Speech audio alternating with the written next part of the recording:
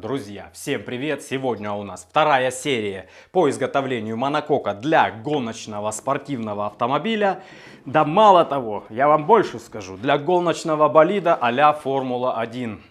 У Формулы-1 монокок весит 50 килограмм. Сколько будет весить мой, не знаю. Это зависит от того, сколько я положу сюда слоев. Очень долго я думал, как ложить слои, как располагать слои, какие слои ложить, когда ложить. Ну, в общем, все эти мысли мне просто взрывают мозг, друзья. И я уже решил, спустя неделю раздумий, уже начать таки что-то делать. И за вторую неделю, потому что не будет 2 недели видео, получается, за вторую неделю я таки решил закарбонизировать здесь все и положить основной слой. Как вы можете заметить, тачка уже на вертеле, уже вращается. Это будет создавать некие огромные удобства в работе. Ну, немножко с центрами у меня здесь не совпало, поэтому монокок закусывает в некоторых положениях. Но это даже к лучшему. Будет облегчать работу, потому что примерно вот в таком положении и нужно накладывать. Имеется возможность повернуть на любой угол и имеется возможность, ну а как же без этого, просто взять и зафиксировать его крутилочкой. Все, недвижимость, отлично. Один рулончик карбона маленький у меня уже ушел на первый слой. Посмотрим, сколько рулонов уйдет за сегодняшний день. Оказалось, что карбона нужно в 2 раза больше, на что я изначально рассчитывал. Ну, вообще не знаю, почему я изначально на это рассчитывал, что мне одного рулона, от одного слоя хватит сделать вот так вокруг. На самом деле, получается, нужно, чтобы сделать вокруг, использовать 2 листа. Вот так и с другой стороны также.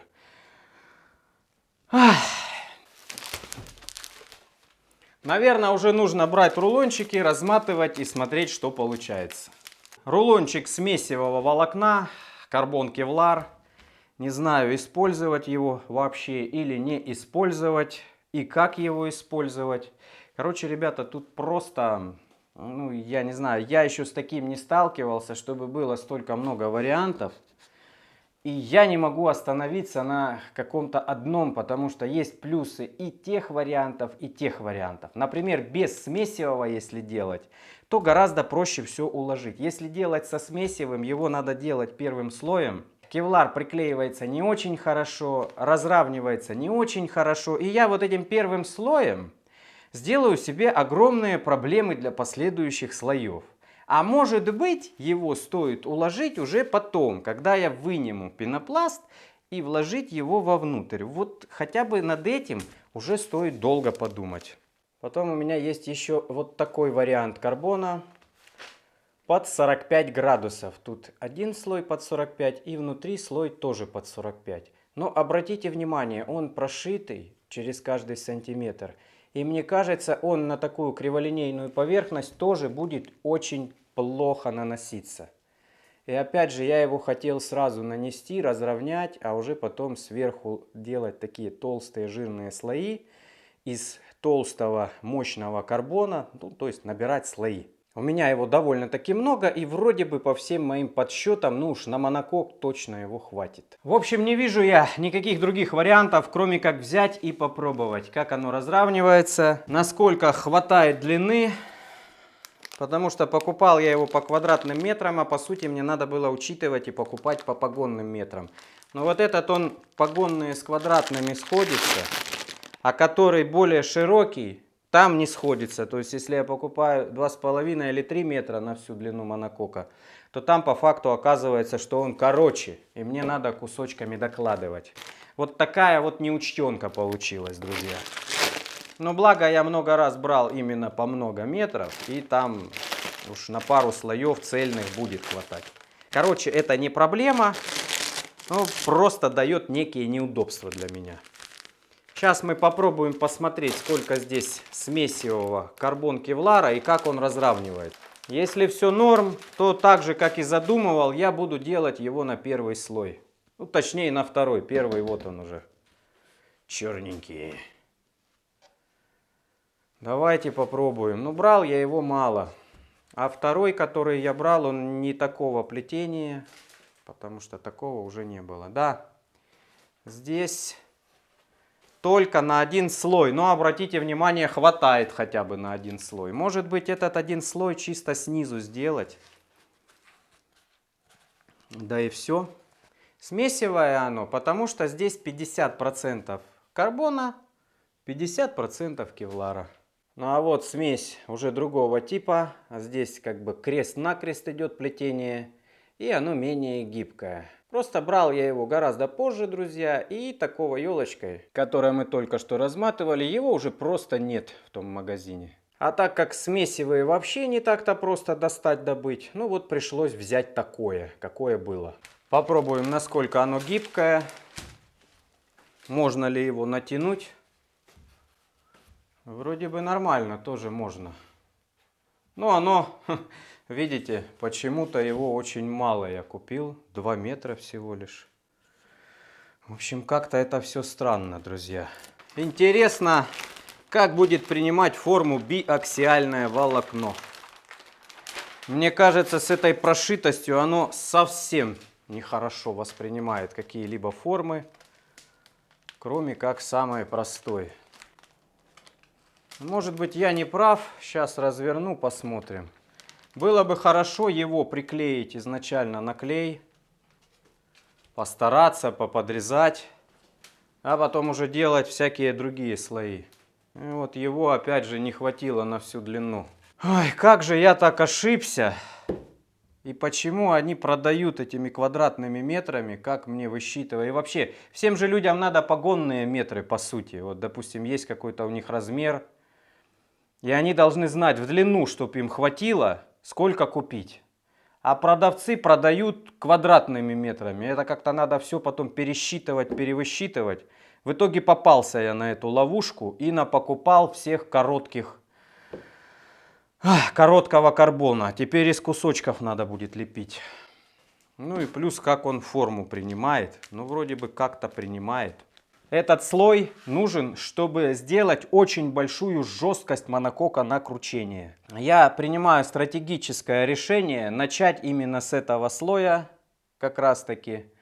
Ну, а с кевларом мы будем думать. Кевларовый слой, он нужен для того, чтобы при ударе, допустим, если будет сильный удар и будет лопаться монокок, чтобы не было особо острых углов, кевлар будет сдерживать, ну, чтобы, так сказать, не пораниться. Но так как мы врезаться не собираемся, друзья, то есть мы можем вообще кевлар тогда не вставлять в наш монокок. Хорошо, что начал с биаксиальной ткани, ее очень сложно выкладывать, как оказалось, она пушится, плохо гнется, опять же, из-за прошитости. Ну вот первый слой положен, друзья, на боку. Ну и как бы даже и сверху. Видите, как это выглядит. Здесь есть посередине шовчик. Но это ничего страшного. В общем, сейчас я проложу еще и с другой стороны биаксиальный. Ну, вообще проложу его. И на днище тоже.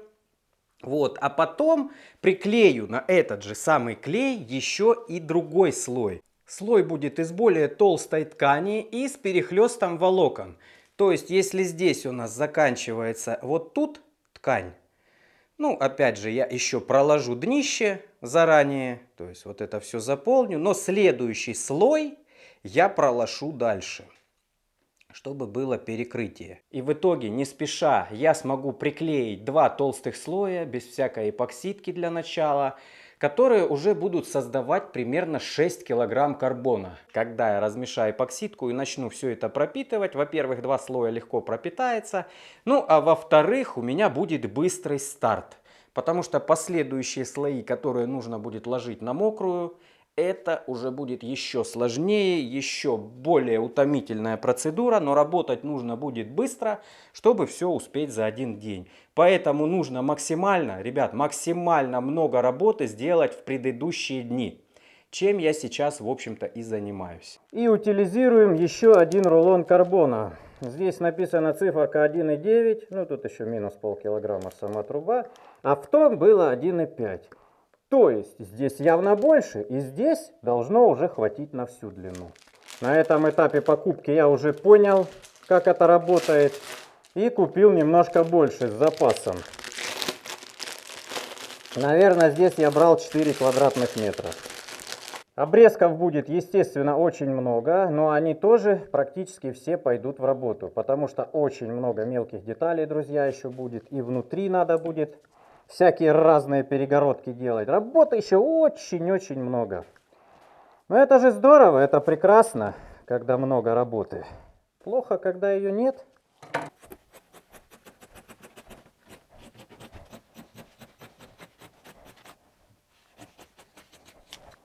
О, вот этот широкий шмат пойдет на днище.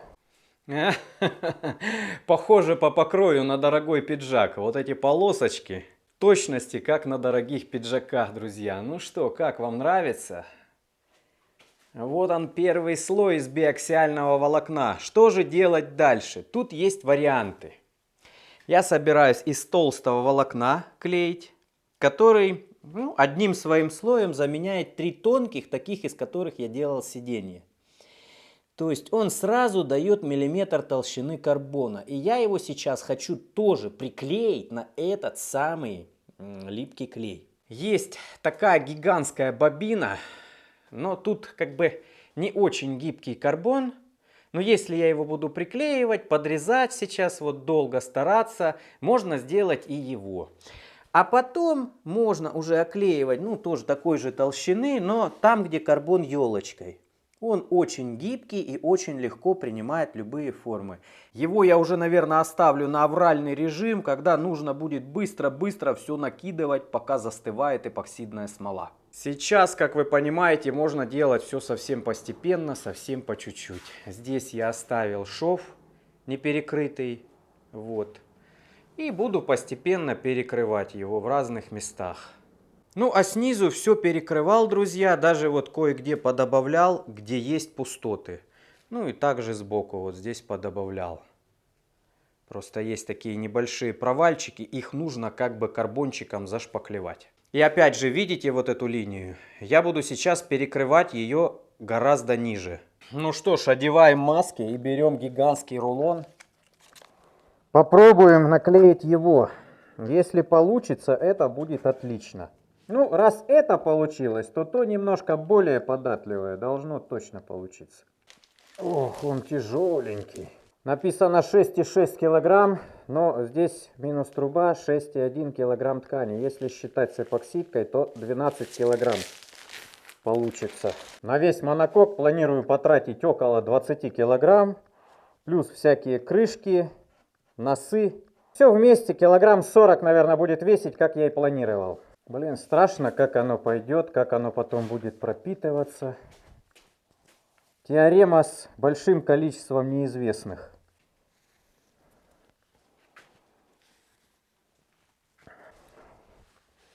Какой-то вот шишак уже появился.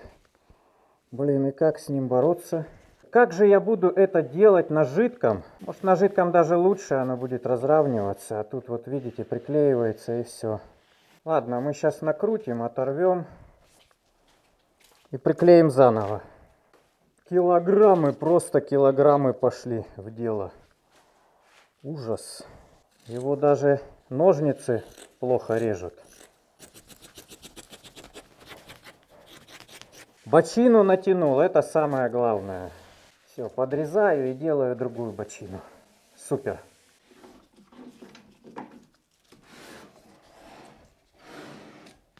Удивительно, но все получается вроде бы. Процесс прям приятно идет. Не то что быстро, но приятно. Главное средствами защиты пользоваться. И тогда ты понимаешь, что вроде бы как даже и вреда здоровью не наносится. Так, сейчас я, наверное, просто раскатаю. Не буду сразу клеить. Просто раскатаю. Сколько ж останется от рулона. Рулон что-то тает. Улетает карбончик лихо, друзья.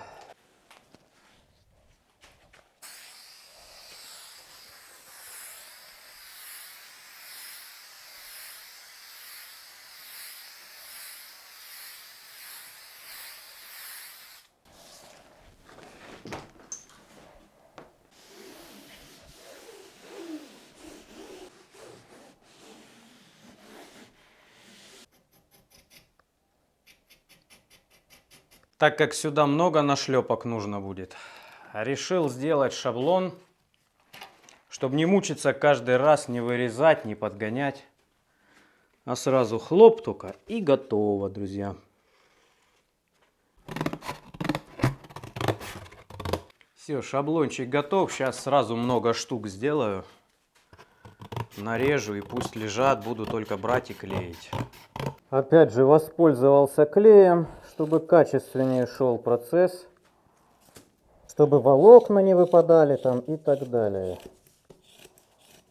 Клея чуть-чуть, чтобы оно легко приклеивалось, легко отклеивалось. Это будет 5 миллиметров карбона. Думаю, там хватит. Итак, второй день подготовки. Как вы можете заметить, за ночь ничегошеньки не отклеилось. Все на своих местах, все натянуто. Это очень круто. Вчера под вечерочек сделал несколько замесов, ребята. Они уже, конечно же, полимеризовались, но я их дожариваю на улице. В общем, вот они какие красивые. Этот испытательный образец для проверки того, насколько слоев можно пропитать, если пропитывать чисто сверху. То есть здесь 6 слоев и все полностью не пропиталось, не успело. Ну, я особо не старался, особо не разравнивал, но тем не менее я немножко так поддавливал, подпромазывал и испытывал. Также испытывал, насколько сильно влияет вот этот вот наш клей, на который я все склеиваю. Вот. Ну, такое чувство, что он помогает пропитываться. Здесь 4 слоя толстого и 1 разнонаправленного карбонового волокна. И все пропиталось, обратите внимание. Пропиталось все насквозь, все круто, все супер. Этот именно тот самый тестовый образец, на который буду делать упор. Получается 4,1 килограмма на метр квадратный. То есть это с жирным намазанным карбоном. То есть в итоге даже немножко меньше, я думаю, будет. Ну или около того. То есть тут 4 толстых слоя карбона 600 грамм на метр. И получается 1 тоненький. Также сделал замес разнонаправленного биаксиального волокна. Здесь 4 слоя. Ну, в итоге он тоненький получается. Реально он на кручение почти не гнется. А так он мягенький, гибкий довольно-таки. Вот. Ну и этот тоненький слой. 1 слой карбона толстого, 1 слой биаксиального.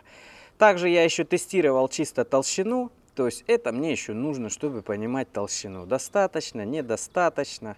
В итоге, если мы таким покроем композитом, у нас будет уже монокок весить вот в таком виде, без верхушки, без усилений всяких, без носа, без капота, закрывающего двигатель. Будет весить около 30 килограмм с такой толщиной карбончика. Ну и уже по сложившейся традиции небольшая, но очень важная 5-минутка дизайна. Во-первых, друзья, перешел я на другой масштаб.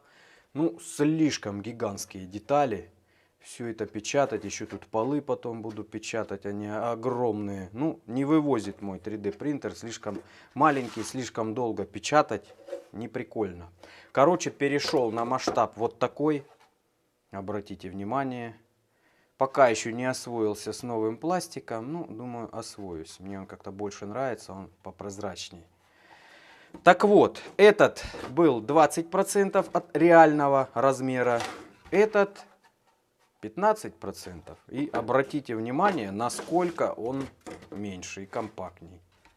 Вот так вот, друзья. Теперь мы будем обсуждать опять воздухозаборники. Ну, а как без этого, это очень важно. Значит, первый вариант у нас был вот такой, как вы помните, красавец. Но ни мне, ни вам он не понравился. И правильно, потому что это был сырой вариант. Здесь нет никакого наклона, ни так, ни так. В общем, ну и сама вот эта часть, как инородное тело выглядит. Хотя для эффективности вот так, наверное, лучше всего. Ну, красота тоже нужна, не без этого. Второй вариант мне уже понравился, вам не всем понравился. Хороший довольно-таки уже воздухозаборник, но как-то вам показался он сильно острый. Ну ладно, переделал. Кстати, добавил здесь наклон. Тут вот подушечка немножко под наклоном под голову. Здесь вертикально сам забор воздуха. Углы вот эти вас пусть не смущают, ребят. Это просто линия разлома. Здесь вообще еще вот так будет линия разлома. И как-то надо будет туда вкатывать движок, вваливать. Вот. Ну, а тут есть свои уже изгибы. И по задумке оно должно идти вот так продолжаться, как бы, до какой-то степени. То есть на этой линии оно не ломается. Просто так визуально кажется, пока большая линия, большой зазор. Вот. Ну и новый дизайн воздухозаборника. Вот еще раз старый на новой модели. Вот он. Узнаете, думаю, да? Вот. И вот он новый воздухозаборник. Казалось бы, тут вот только я сверху чуть изменил, сделал более кругленько. Вот здесь все. Но, ребята, нет. Изменен он абсолютно полностью. Линии отражения все другие. Меньше изгибов внутренних стало. Если на этом проваливается внутрь, то тут идет ровно. И точно так же везде оно идет ровно. Таких провалов в этой части нет. В этой есть, потому что здесь ребро кузова. Вот так, вот оно идет, вот оно, видите, вот закругление. Оно также продолжается дальше. Просто линия вас с толку сбивает это и немножко смущает.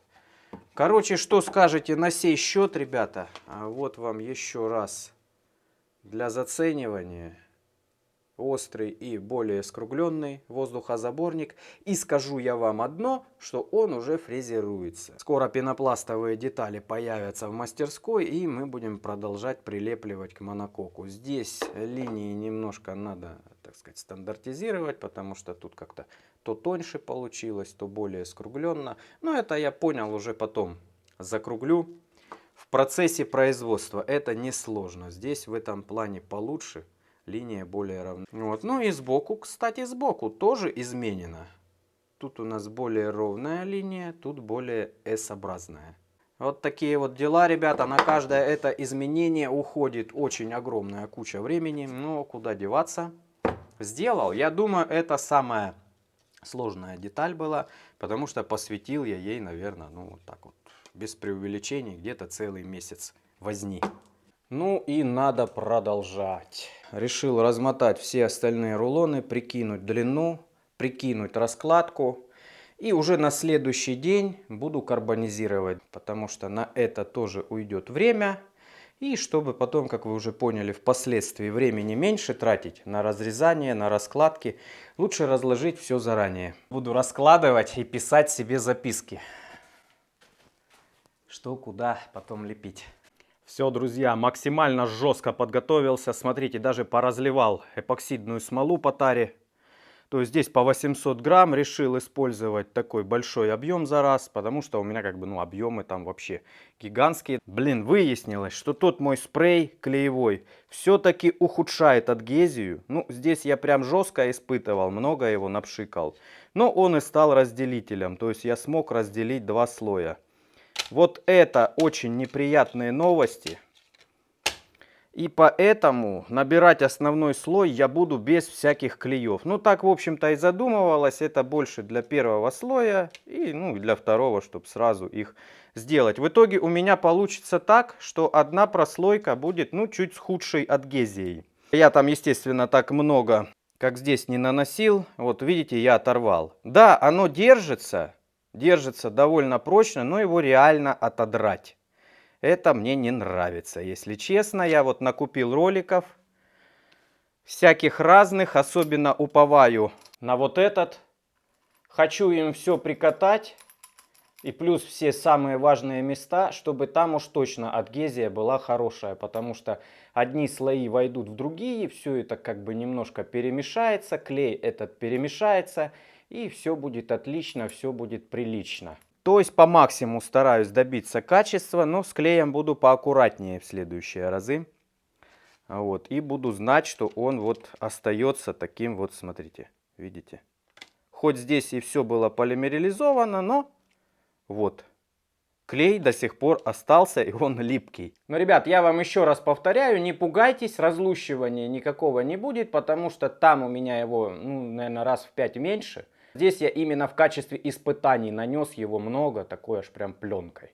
Там, где было чуть поменьше, например, вот здесь, я тоже разлущивал, но разлущивается очень жестко уже. В общем-то, любой карбон его можно разлущить при желании, вот так, слоями, вот. Это для меня не удивительно, плюс как бы со временем он крепчает, ну, то есть, если через месяц попробовать, будет прочнее. Но вот этот клей, он есть и здесь. То есть, замечательный вот этот вот спрей. Меня разные люди уверяли, что он абсолютно никак не ухудшает, но получается, что как-то он все же ухудшает. Да, я наносил здесь гораздо меньше, с большего расстояния и т.д. Он действительно ухудшает немного, но процентов на 5-10, думаю, точно ухудшит соединение этого слоя и этого слоя, и этого слоя к внутреннему. Но, ребят, основной каркас у нас будут занимать вот этот слой, сверху которого ничего не нанесено. И еще сверху будет минимум 3 таких толстых слоя, которые будут составлять где-то 3,5 мм. И это будет основная прочность нашего монокока. Так что тут, в общем-то, сомневаться в прочности не приходится. Все будет отлично, все будет хорошо. Все слои распределил по полочкам. Это будет финишный, потому что тут цельные длинные куски. Это будет тут 1,5 куска цельных. Ну, так, полуфинишный.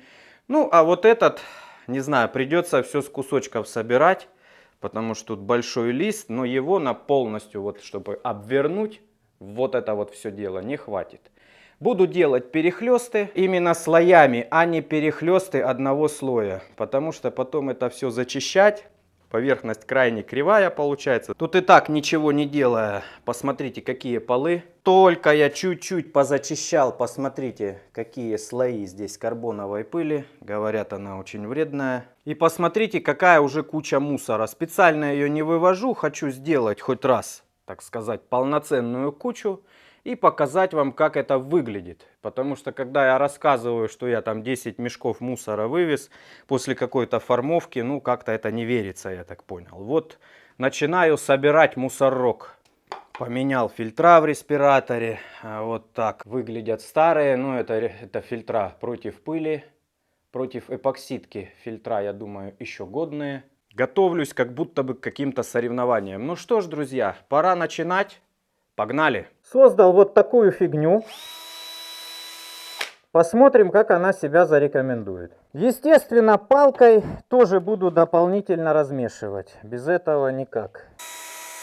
Это даже пузырей мало образует, там пока снизу мы делаем. Мешать нужно очень тщательно, очень. Потому что малейший неразмес, это все, ухудшение качества, еще сопливость на поверхности. Вот, ребят, килограмм эпоксидной смолы у вас на экранах, лицезрейте. Столько много я еще не размешивал никогда. Есть большие кисточки, есть резиновый шпатель, валики есть. Все это мне поможет. Погнали делать пропитку. Температура хорошая на улице. Вот мы и вылили часть эпоксидки. Можно дальше разлить ее. Вроде бы не стекает. Пусть пропитывается уже сразу.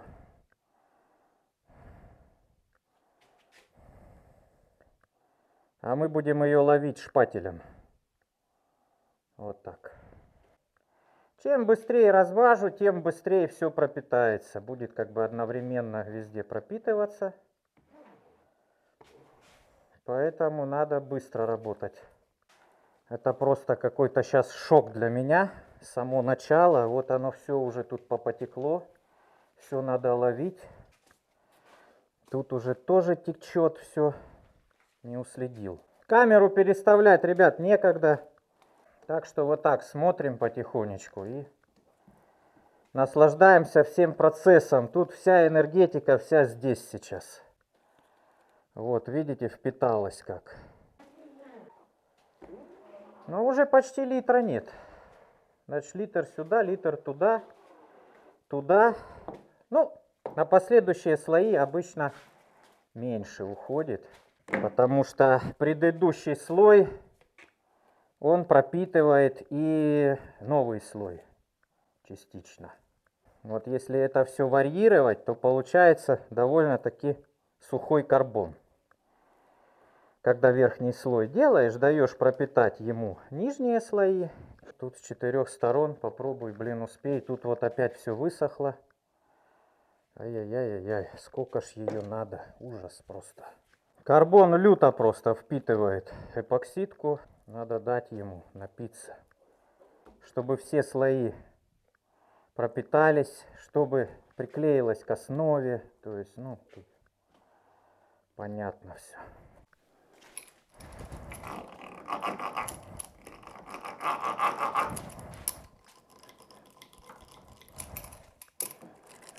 Я думаю, поможет межслойной склейке. Вот эта процедура очень здорово. И вот так все прохожу по-быстрому. Плюс выгоняю воздух. Вот я его прям видел сейчас только что. Пузырь. Только вот как потом мыть этот инструмент такой, я прям ума не приложу. Переворачиваем. Вот так. А тут уже не налить. Немножко не рассчитал. Днище надо под углом тоже было как-то сделать. Ну вот, как сделал, так сделал.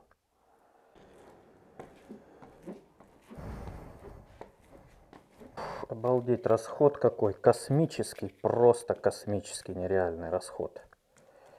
Я в шоке. Просто в шоке.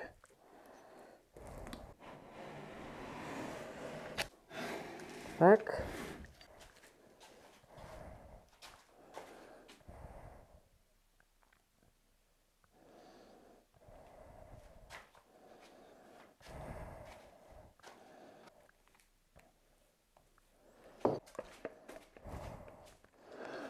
Четвертый литр пошел.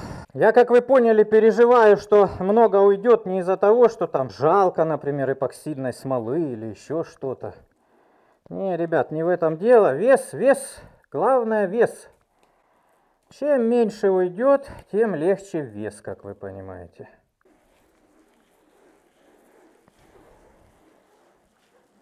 Ничего не хрумтит, ребят, пузырей нету. Но руками надо вот так вот обработать. Руками чувствуешь лучше, что куда натянуть. И так далее. Эпоксидки сейчас избыточно здесь, очень избыточно. Да, жирно, ребят, классно. Перчи меняю, переворачиваю и будем накладывать следующие слои. Сейчас колючим только обработаю. Надо это дело разбить, этот клей. Спрей этот. На всякий случай надо обработать хорошенько. Вот так, погнали. Прямо люто накрутим. Блин, надо было спереди ее. Ну, ладно. Все, трубы будут отскакивать теперь, как из пулемета. Раз. И все. И эпоксидку мы выработали. Такая ткань хорошо принимает форму. Сейчас мы все обрежем, все подрежем.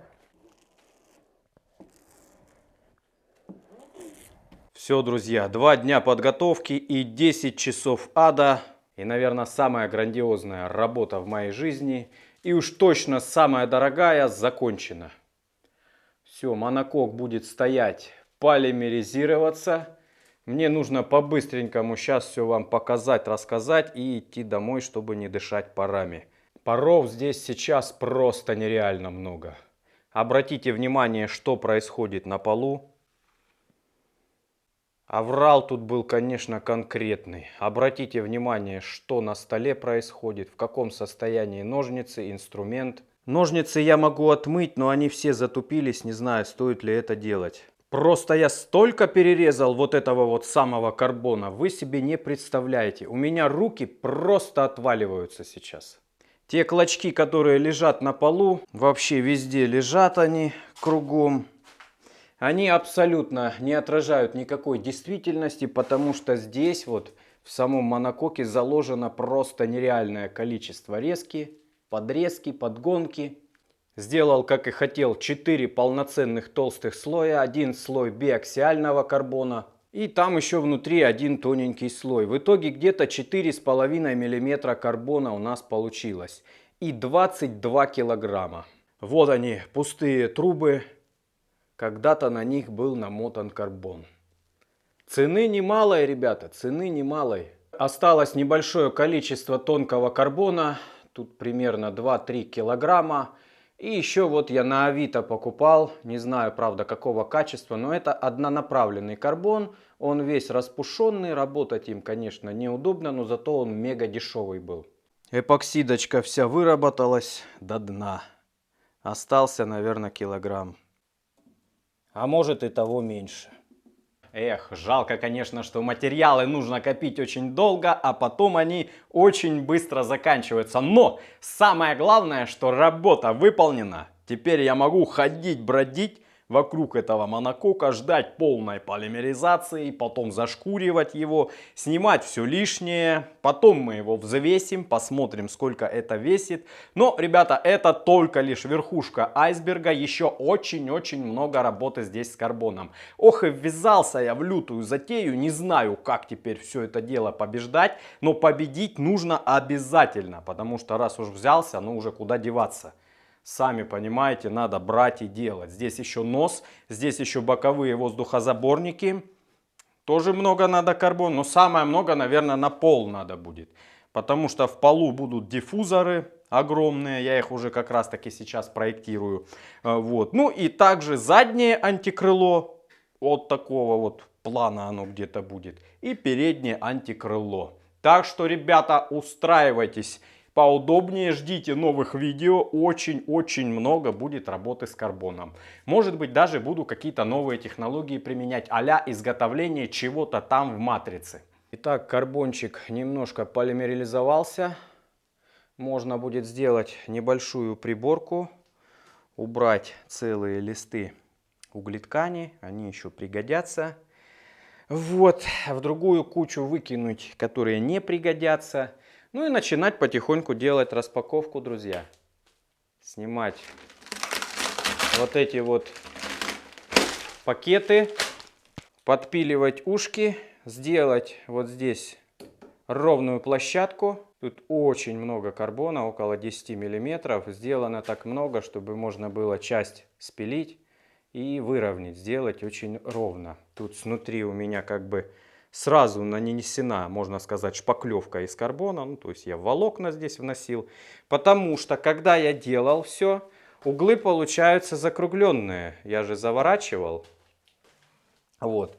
А мне здесь нужен острый угол, потому что будет крышка. Как продолжение всего.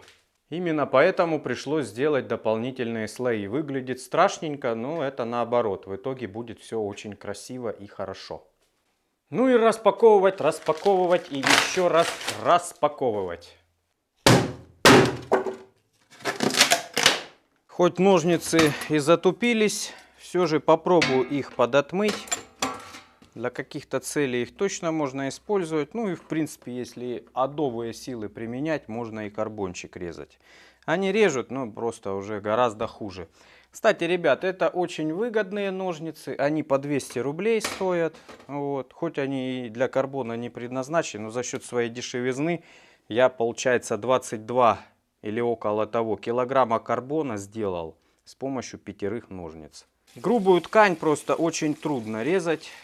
Залью растворителем, посмотрим, что будет. Короче, всю банку вылью, на улице поставлю, пусть киснет.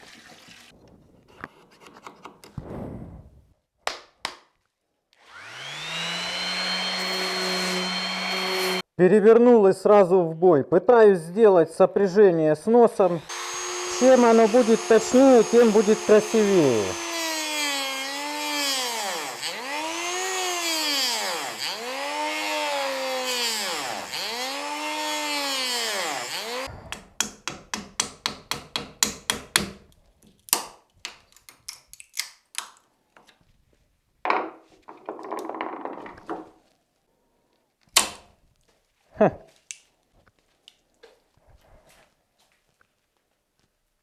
Ух, уже руками не сломать.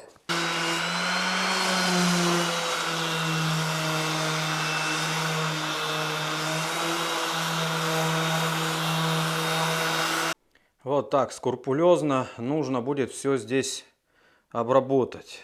Линия должна быть равномерная. Я, возможно, еще сделаю какую-нибудь приспособу, чтобы уравномерить ее. Так как пластина очень ровная, фрезерованная, можно от нее отбиться как-то и фрезернуть вот этот торец. Обратите внимание, какая толщина карбона. Ни много ни мало 5 миллиметров. 4 с небольшим. Ну, я рассчитывал на 4 примерно, поэтому после зачистки, я думаю, 4 и будет. Ну и обещанная технология фрезеровки торца. Выставил фрезу, фреза везде по кругу одинаково будет выставлена. Упираем как бы.